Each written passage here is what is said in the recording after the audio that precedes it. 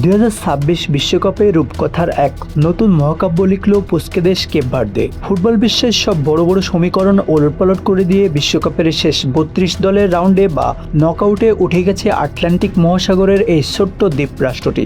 আর নিজেদের প্রথম বিশ্বকাপেই তারা প্রতিপক্ষ হিসেবে পেয়ে গেছে বর্তমান বিশ্ব চ্যাম্পিয়ন আর্জেন্টিনাকে।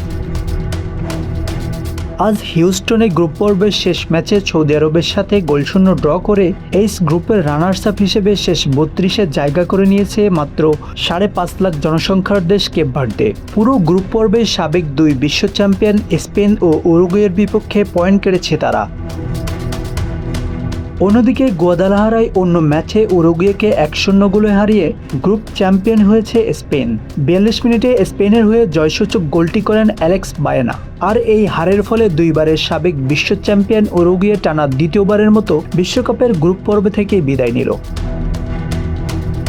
উরুগুয়ের বিদায় আর কেপ ভার্দের এই উত্থান আর্জেন্টিনার জন্য কিন্তু এক মস্ত বড় সতর্কবার্তা।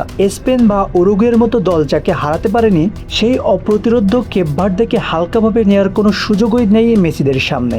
আগামী 4 জুলাই মায়ামিতে বাংলাদেশ সময় ভোর 4টায় শেষ 16তে ওঠার লড়াইয়ে মুখোমুখি হবে আর্জেন্টিনা ও কেপ ভার্দে।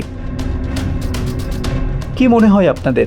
ডেভিড বনাম গলিয়াথের এই লড়াইয়ে আর্জেন্টিনার জয়রাত কি থামাতে পারবে পুস্কেদেশ কেপ ভার্দে, নাকি মেসিদের অভিজ্ঞতার সামনে শেষ হবে এই রূপকথা?